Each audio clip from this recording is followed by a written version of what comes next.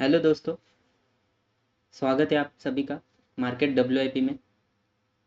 दोस्तों, आज मैं आपके साथ एक शेयर के बारे में डिस्कस करना चाहूँगा।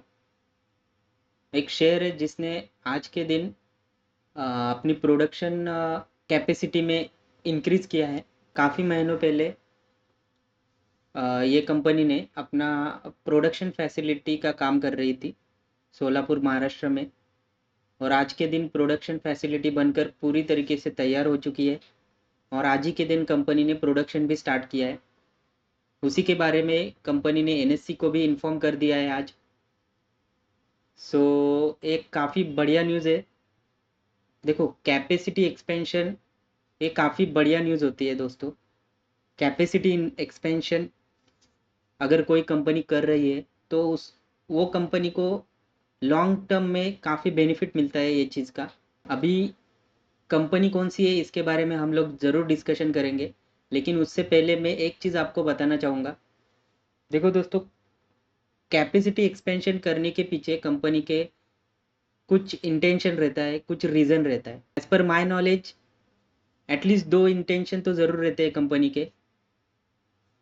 एक तो कंपनी को इन फ्यूचर अपने प्रोडक्ट्स की डिमांड बढ़ने वाली है, ऐसा फील आता है, ऐसा लगता है, और इसी के कारण उनको ऐसा लगता है कि करंट जो अपनी कैपेसिटी है वो कैपेसिटी से फ्यूचर का डिमांड अपन कंप्लीट नहीं कर सकते, और फ्यूचर में आने वाला डिमांड के अगेंस्ट अगर सप्लाई अच्छे से करना है तो अपने को कैपेसिटी एक्सपैंड करनी पड़ेगी। एक ये रीज़न होता है कैपेसिटी एक्सपेंशन के पीछे।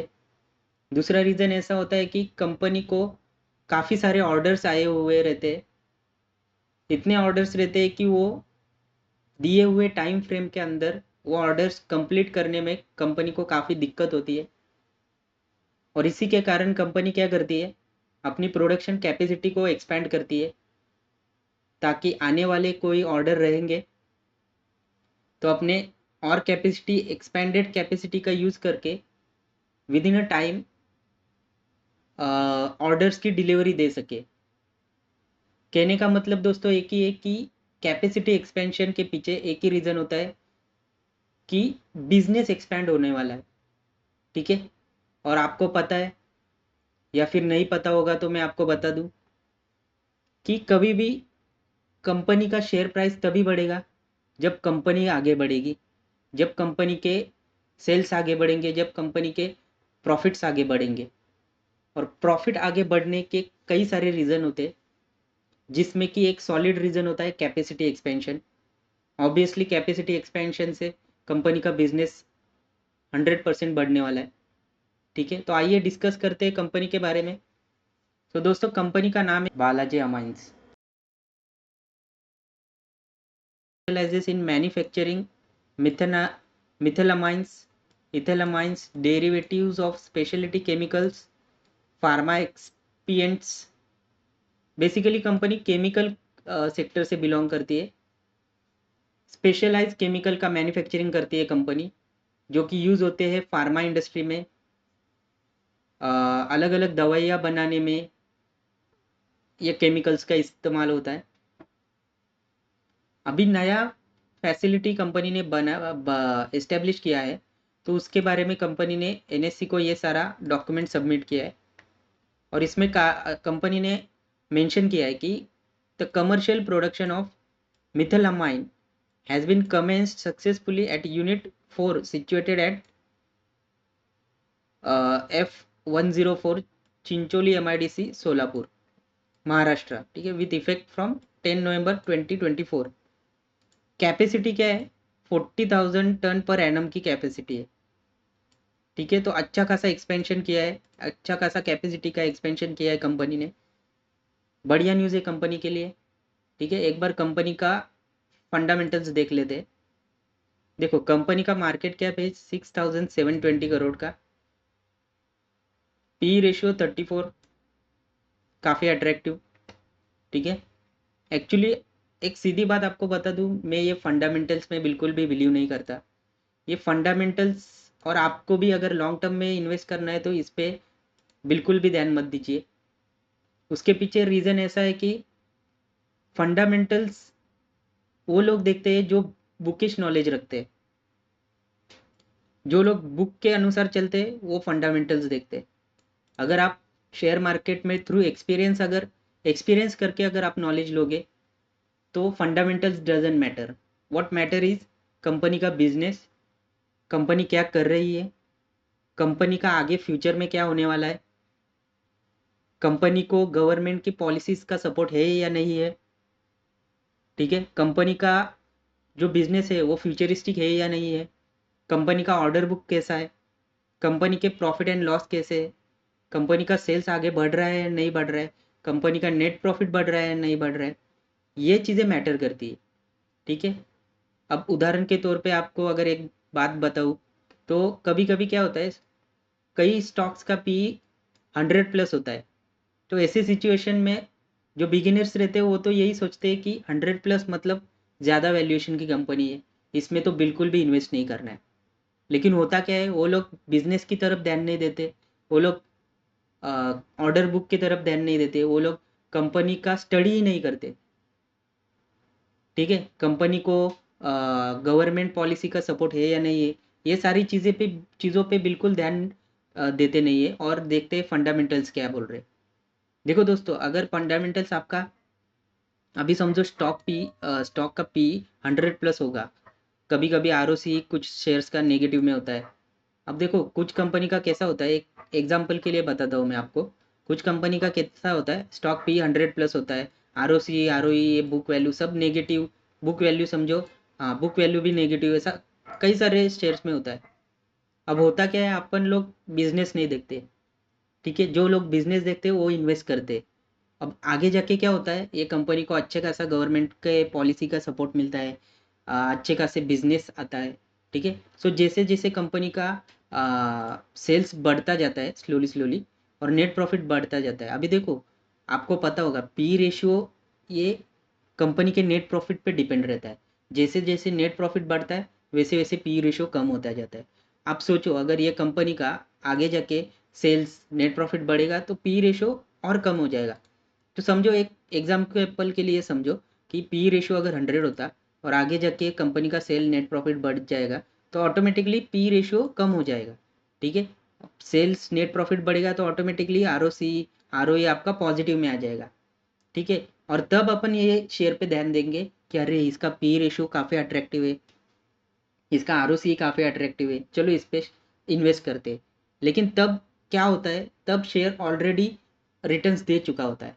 ठीक है, तो ये चीज़ें बारीक बारीक चीज़ें ये सब आपको ध्यान में रखना है। और देखो शेयर मार्केट में यही चीज़ें मैटर करती है। आप डीपली जाके स्टडी करोगे ना तभी आपको ये सब चीज़ों का फ़ायदा मिलेगा और तभी आप मार्केट में ज़्यादा लॉन्ग टर्म के लिए टिक सकोगे, लॉन्ग टर्म इन्वेस्टमेंट कर सकोगे। ठीक है, बढ़ते हैं आगे। सो देखो अभी चार्ट पैटर्न मैंने मैक्सिमम करके रखा है। तो पिछले कुछ सालों से मतलब 2021 से अभी तक कंपनी बिल्कुल भी रिटर्न नहीं दिया है। ठीक है, उल्टा 50% डाउन है, 50% कह सकते हैं डाउन है। ठीक है, अब उसके पीछे एक रीज़न भी है क्योंकि केमिकल सेक्टर चल ही नहीं रहा, इसलिए वो डाउन डाउन चल रहा है। और दूसरे भी रीज़न है जो मैं आपको बताना चाहूँगा। ये देखो, अब क्वार्टरली रिजल्ट के ऊपर ध्यान दीजिए। क्वार्टरली रिजल्ट में क्या हो रहा है, जून 2021 से अभी इधर से ही डेटा अवेलेबल है, इसलिए मैं आपको इधर से ही बता रहा हूँ। सेल्स एक एक रेंज में अड़का हुआ दिख रहा है, मतलब अपन बोल सकते हैं कंसोलिडेटेड हो रहा है। ठीक है, एक ही रेंज में चल रहा है सेल्स, आपको एकदम ऐसे इंक्रीज नहीं दिख रहा है सेल्स में। सेम अगर आप नेट प्रॉफिट देखोगे तो उधर भी एक कंसोलिडेटेड रेंज दिखाई दे रही है। ठीक है, अभी तक वो रेंज मतलब मैक्सिमम 148 तक गया था, उसके ऊपर था, अभी तक गया तो नहीं है, उल्टा कम कम होते जा रहा है नेट प्रॉफिट। ठीक है, तो यही दोस्तों देखो यही रीज़न रहते हैं। अगर आपका सेल्स अगर आपकी कंपनी अच्छा नहीं कर रही है, अगर आपका नेट प्रॉफिट अच्छा नहीं हो रहा है तो आपको रिटर्न भी नहीं मिल सकते। देखो यही रीज़न है ये शेयर प्राइस गिर रहा है। ठीक है, लेकिन अभी आज के दिन कंपनी के लिए पॉजिटिव न्यूज़ है, एडिशन हुआ है, कैपेसिटी एडिशन हुआ है, तो ज़रूर आगे जाके इसके सेल्स में नेट प्रॉफिट में इंक्रीज हो सकता है। देखो कंपनी तो बिल्कुल भी बुरी नहीं है, ठीक है। कंपनी का सेल्स भी आज भी मतलब ज़्यादा गिरावट नहीं आई है सेल्स में, प्लस नेट प्रॉफिट भी अच्छा खासा है, इतना भी ज़्यादा गिरावट नहीं आई है। ठीक है, तो कंपनी के फंडामेंटल्स वैसे इतने बुरे नहीं है, ठीक ठाक फंडामेंटल्स है। अगर कंपनी को थोड़ा सा बूस्ट मिलता है तो कंपनी काफ़ी अच्छा कर सकती है। तो ठीक है, तो यही चीज़ें रहते हैं। अभी देखो इसका नेट प्रॉफिट काफ़ी हद तक कम हो चुका, सॉरी, इसका शेयर प्राइस काफ़ी अच्छा करेक्ट हो चुका है। ठीक है, तो एक लॉन्ग टर्म के लिए अच्छे खासे मौके ऐसे ही बनते हैं जहाँ पे शेयर प्राइस डाउन हो चुका है और कंपनी अपने बिजनेस को एक बूस्ट देने के लिए कुछ ना कुछ कर रही है। अगर ऐसा इंडिकेशन है तो ये अच्छी चीज़ें रहते हैं, जैसे कि बालाजी ने अभी किया है कैपेसिटी इंक्रीज करने के लिए। तो ये एक अच्छी पॉजिटिव न्यूज़ है। ठीक है, अभी नेक्स्ट अगर आप let's C share holding pattern, ये थोड़ा इम्पैक्ट करता है। ठीक है, तो देखो अभी इधर क्या दिख रहा है, सितंबर 23 से F I S continuously increase करते हैं। अभी देखो दोस्तों, जो चीज़ मैंने आपको बताई थी ना वही देखो, अभी ये शेयर प्राइस गिर चुका है। ठीक है, अब देखो जो बड़े इन्वेस्टर रहते हैं ना वो लोग इन्वेस्टमेंट के मौके ढूंढते, लॉन्ग टर्म इन्वेस्टमेंट के मौके ढूंढते रहते।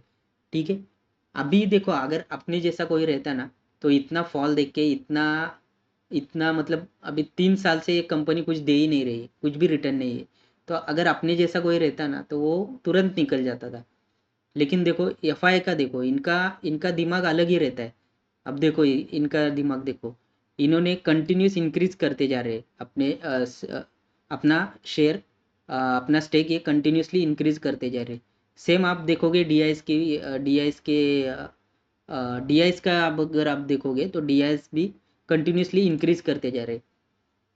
तो देखो ये बारीक बारीक चीज़ें, यही चीज़ें हमें आगे बढ़ाती है। ठीक है, यही चीज़ें हमें सीखनी है।